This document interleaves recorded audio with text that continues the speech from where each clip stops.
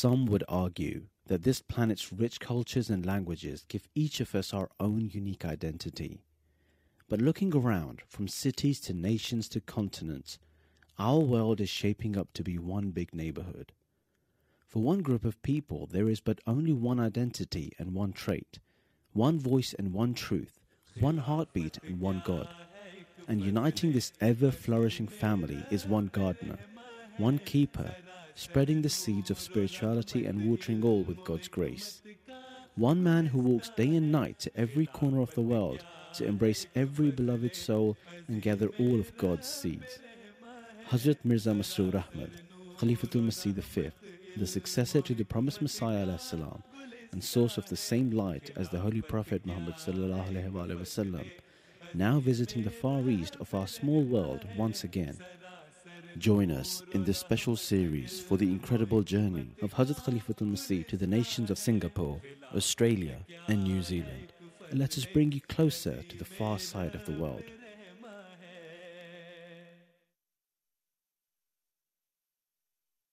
In the previous episode, we showed you the reception held in Huzoor's honour in Sydney, the opening of the Battle Masroor Mosque, Huzoor's visit to Brisbane, and his departure from Australia.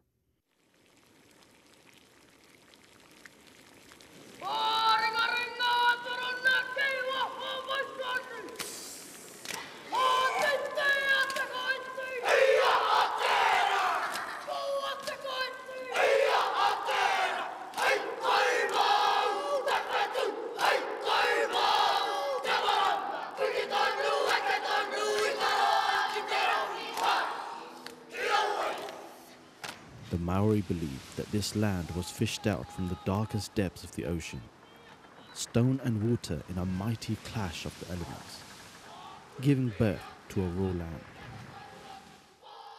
Without the presence of God, faith is as angry and chaotic as this land.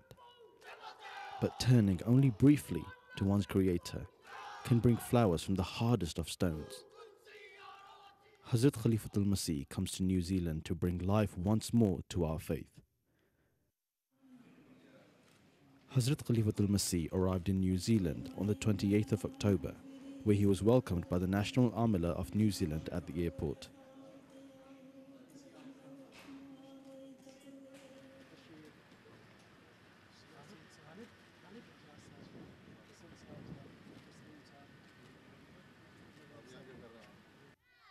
Afterwards, Huzoor was received by hundreds of eagerly waiting community members at the newly built Battle Masjid Mosque.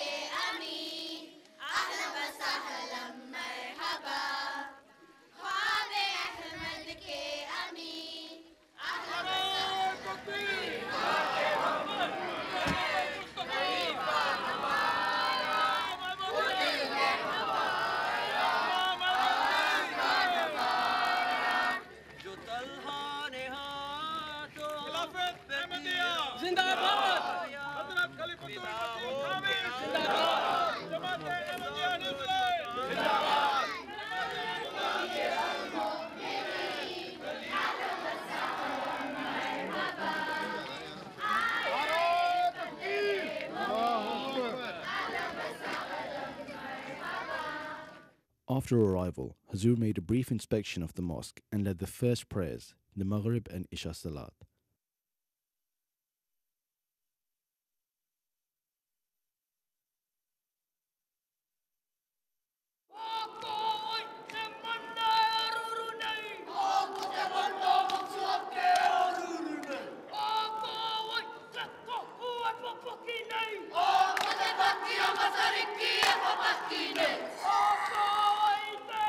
The next day, a unique event took place. For the first time ever, the Maori king, His Majesty Tuheta Paki, invited a religious leader, Hazrat Khalifatul Masih V to the sacred marae called Torangawewe at Narawahia, where he was given the honor of a traditional welcome in the presence of the tribe elders and the king.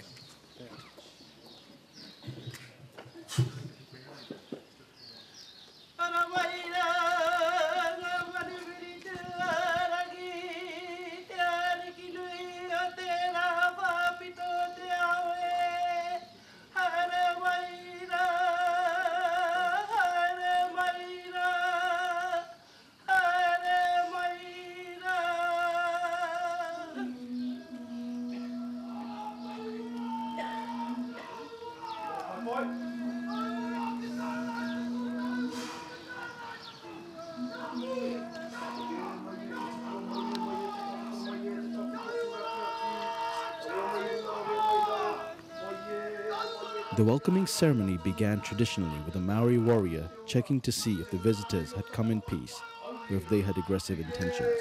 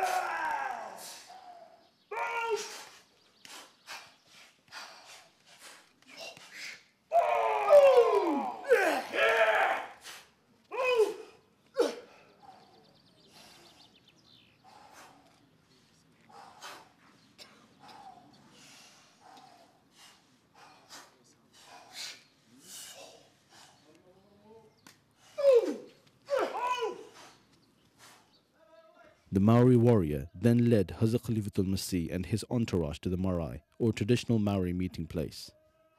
The traditions of the native Maori people revolve around the village community, and everyone is included in the upkeep and maintenance of the land and its inhabitants. Children play a major role in this, and rather like the Nasrat and Atfal of the Ahmadiyya Muslim community, are trained to carry out duties of their own from an early age.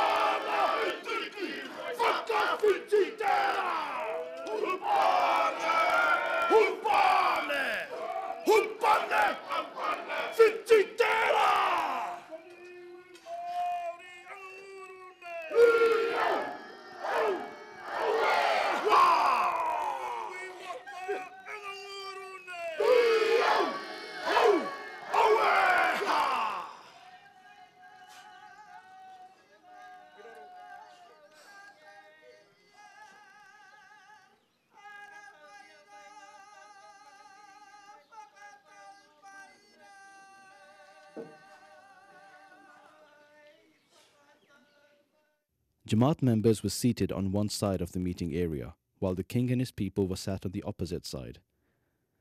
Huzoor was honored by the Maori by being seated at the head of the congregation. As people settled, a Maori elder rose and began addressing the congregation in the native Maori tongue. E noho nei I te mahau o tō tupuna whare, ia mahi nārangi. Nō reira e totoro nei karinga, o te ao Māori ki tō manu whiri, ki te kōtuku rerenga tahi kua tā mai I tēnei rā. Kauri!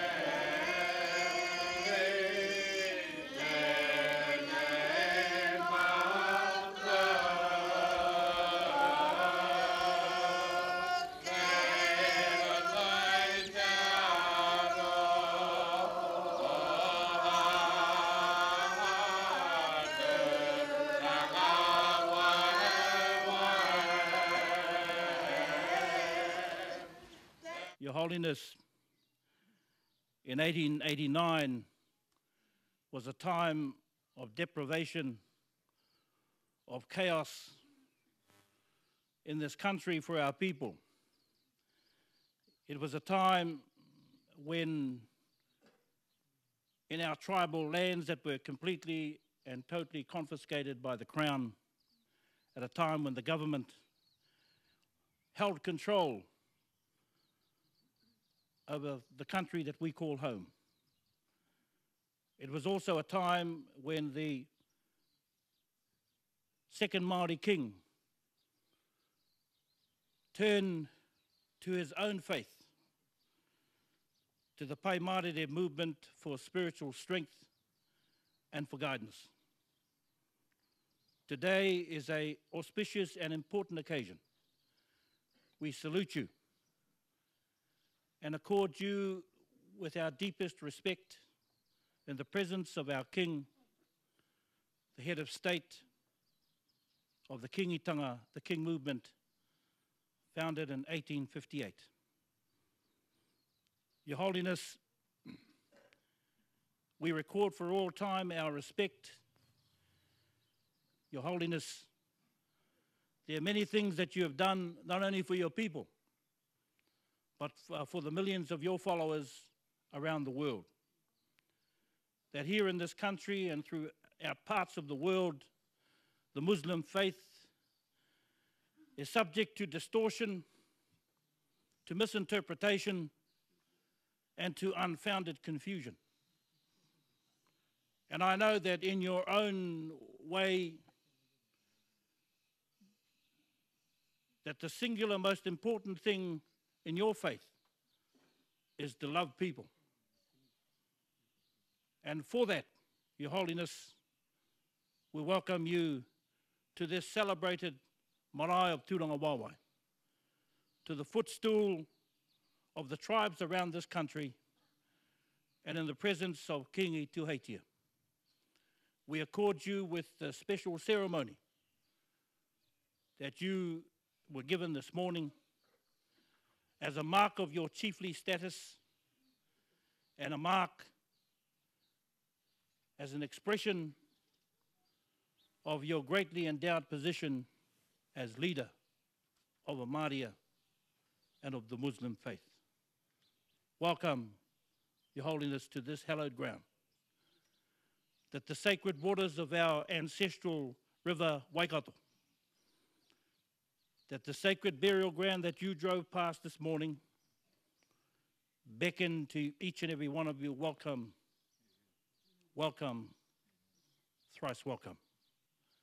We join with you in farewelling those who have gone beyond the veil, as we have lost many dear ones in this unfinished year. We say to you that there is only but one belief, and that is that we must work together for the benefit of all people.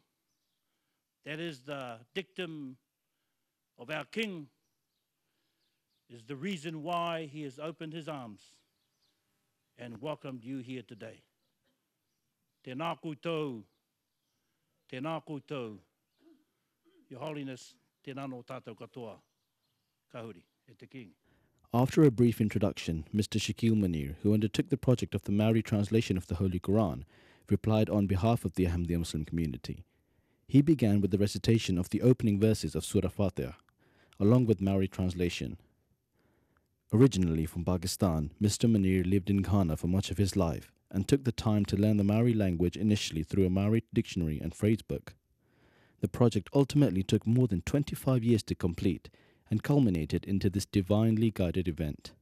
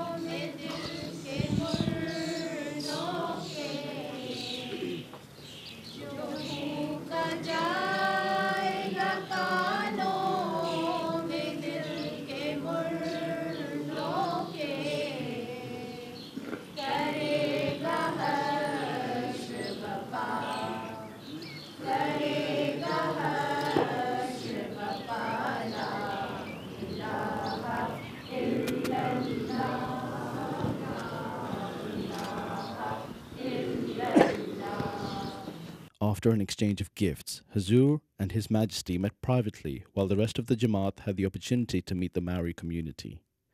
This was initiated through hongi, which is the touching of two noses, a traditional Maori greeting. This signified that the members of the Jamaat were no longer guests, but had now become one of the people of the land. After the private meeting, Hazrat Khalifatul Masih officially presented the Holy Quran with Maori translation to the king, and spoke of the reverence given to the Holy Quran and the wealth of knowledge contained in it. Bismillah ar-Rahman ar-Rahim. In the name of Allah, the gracious, ever merciful. First of all, I would like to extend my heartfelt gratitude to the King who has received me here and received me in their traditional way and showed all his customs and welcomed me. That is a marvelous reception I have ever had. Thank you very much for that. And the Quran, the holy book of Muslims, which I have presented to the king, that is according to our belief, is the final law-bearing book which was revealed to the Holy Prophet Muhammad sallallahu alaihi wasallam, and the book is full of wisdom and giving the guidelines to the mankind, how should we develop relation with our Creator and how should we behave towards our fellow being. Because in these days, world needs love, peace, and harmony, and reconciliation. And that is the message which has been given to us in this holy book. And we Ahmadis, who are the followers of the promised Messiah, Islam, who was long awaited, we believe that that person has come in the person of Mirza Ghulam Ahmad of Qadian, and he is the founder of Ahmadiyya community. And he came to revive Islam and to bring us the true teachings of Islam, which were forgotten for a long time. So now the translation of the Holy Quran gives the true pictures in very many languages of the world of the true teachings of Allah, who has revealed this book to the Prophet of Islam, sallallahu alaihi wasallam. So I pray that this first visit here will last forever, and the friendship, hands of friendship, which were extended by both of us, will work forever, inshallah.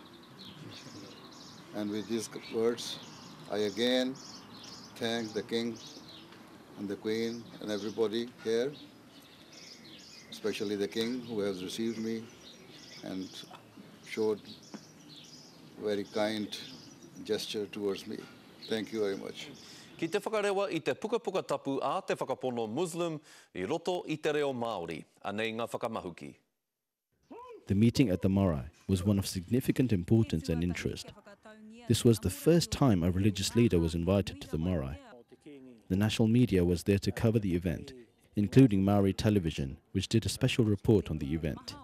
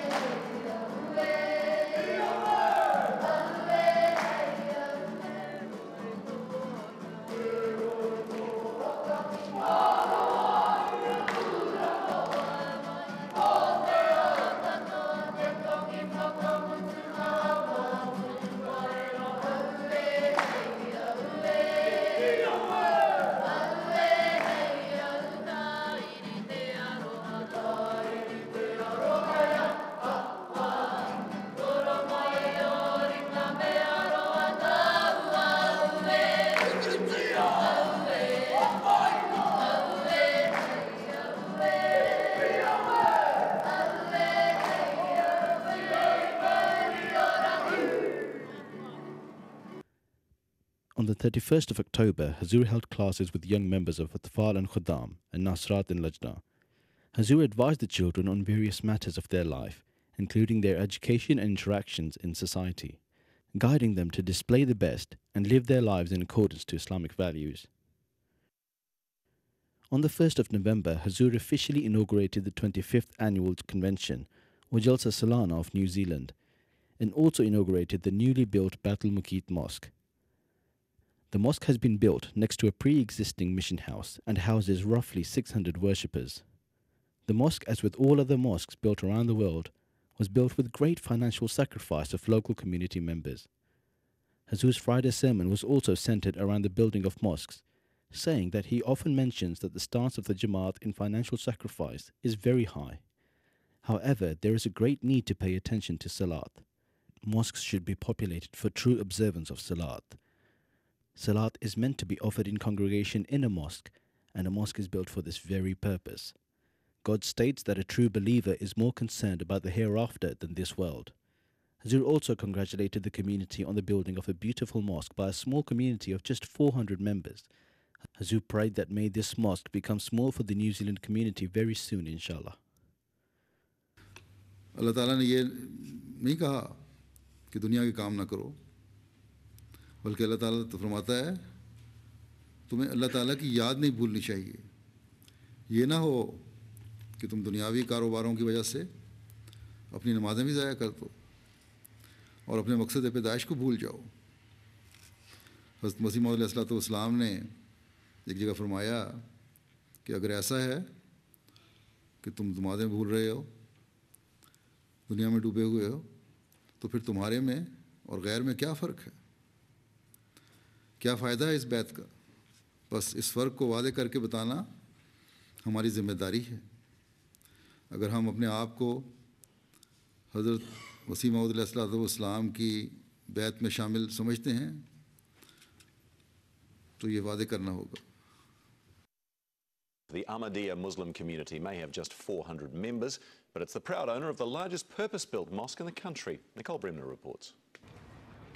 Crisp white and sparkling new, all this mosque needed was an official opening. Cue the arrival of Hadrat Mirza Masroor Ahmad, global leader of the Ahmadiyya Muslim community. The opening of the mosque was a key event in New Zealand, which brought considerable attention from media. TV New Zealand made a special report for their One News program and also interviewed Hazrat Khalifatul Masih, where Huzoor said that everyone is welcome to the mosque for the worship of the one God, whatever religion they may be.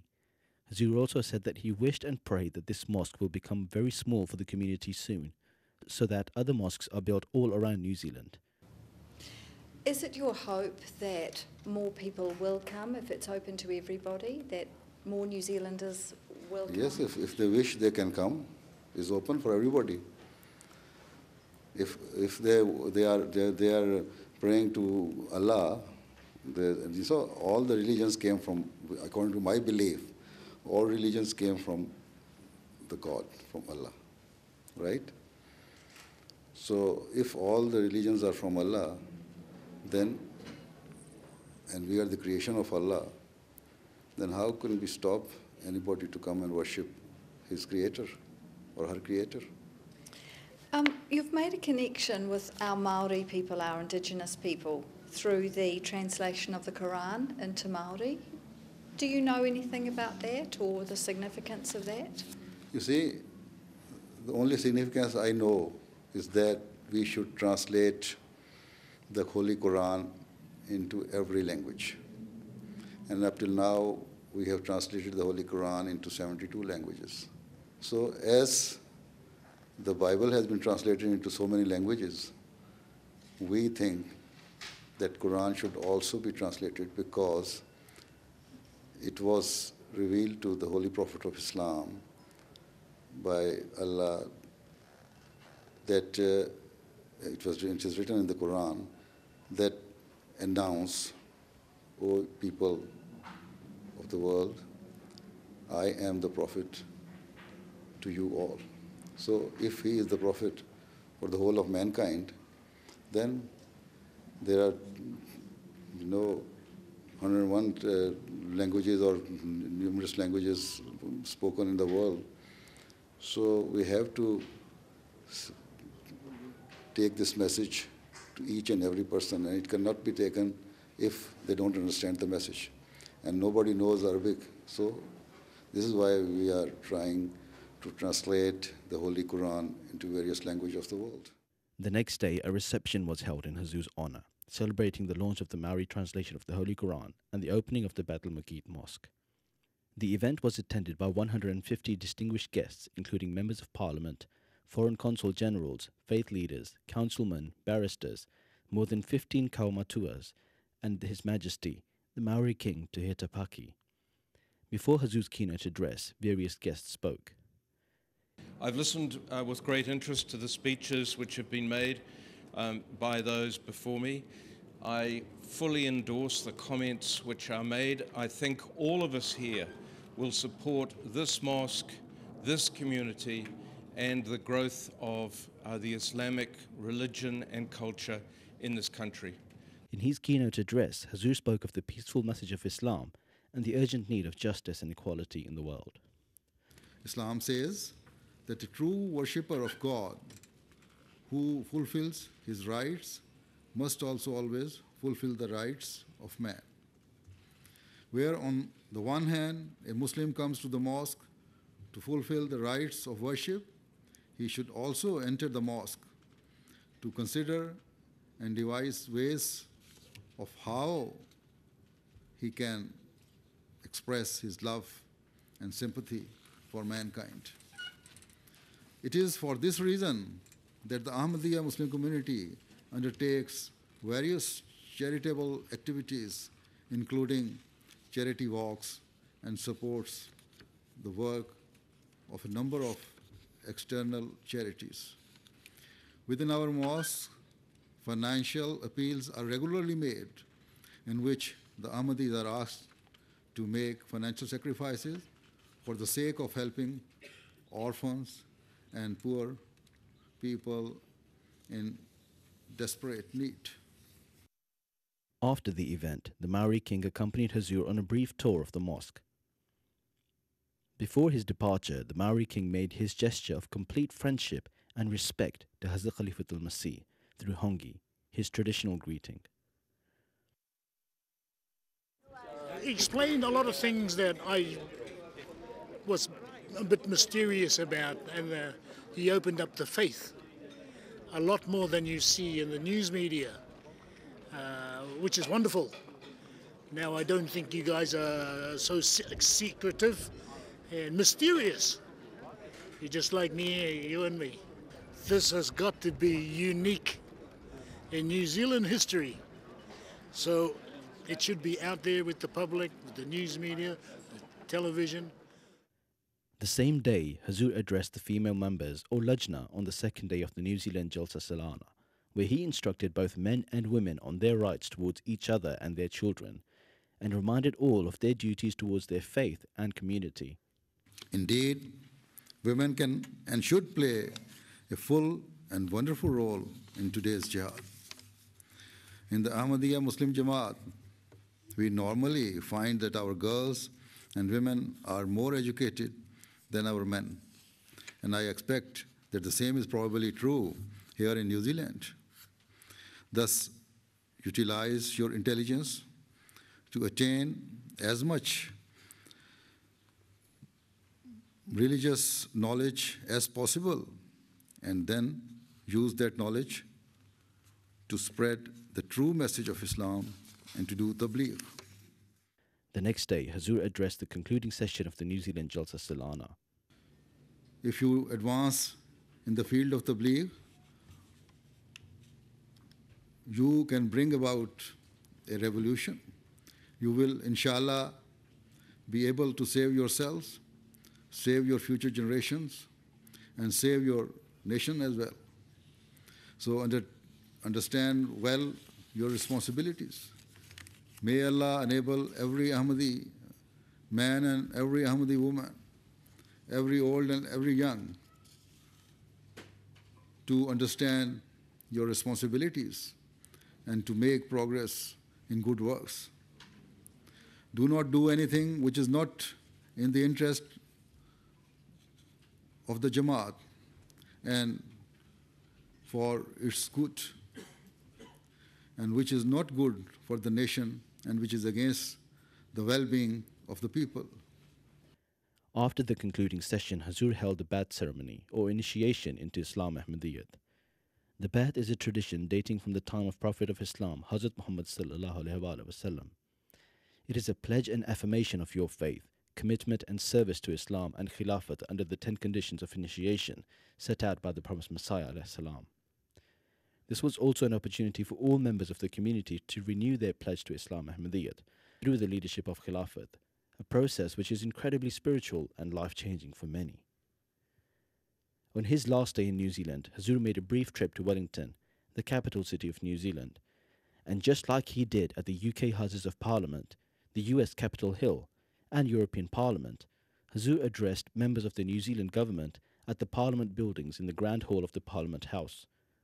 Attending the event were members of Parliament, city councilmen, professors, police commissioners, and many foreign generals, high commissioners and ambassadors, including the ambassador for Israel and Iran, and representatives from the British and Cuban High Commission.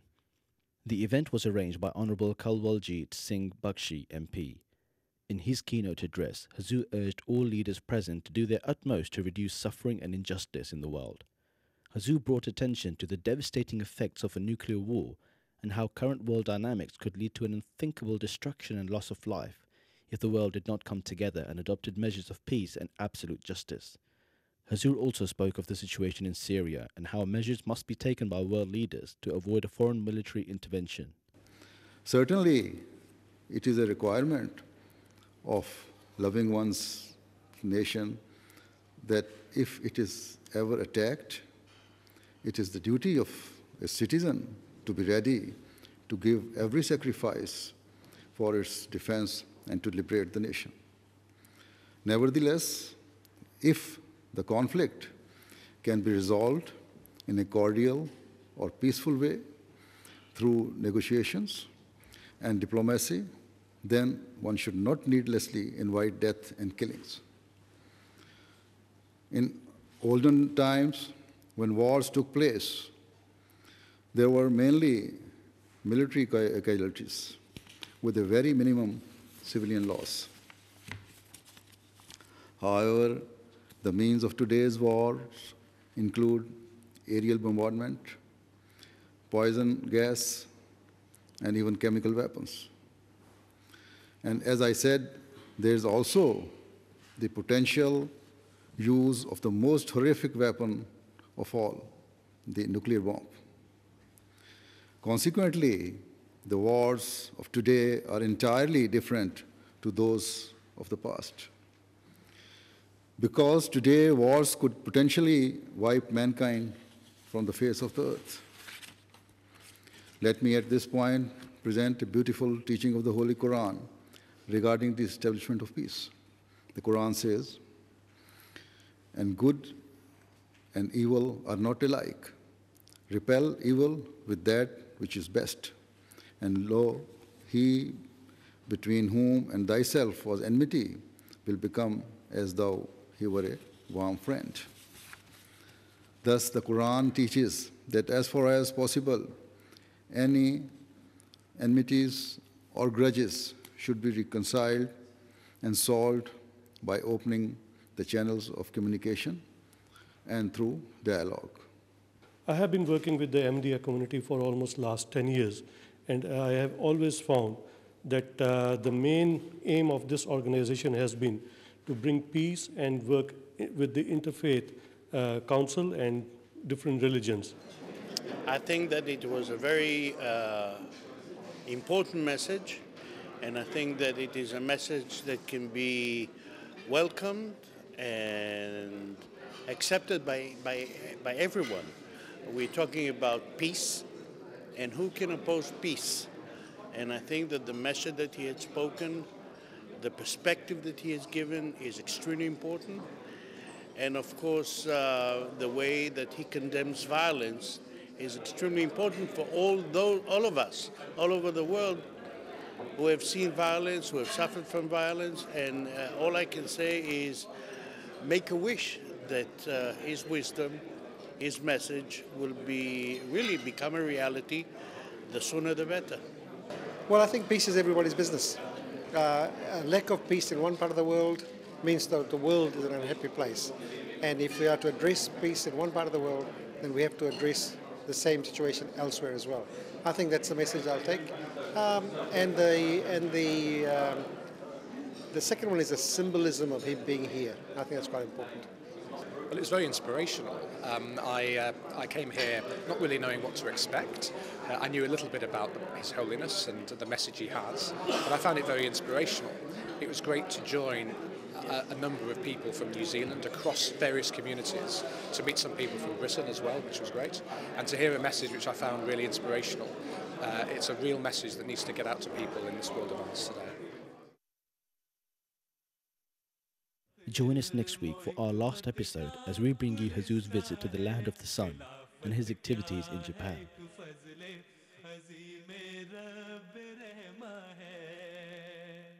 If you wish to catch up on any missed episodes, please go to www.ondemand.mta.tv to catch all episodes, as well as other MTA programs on your PC, tablet or smartphone.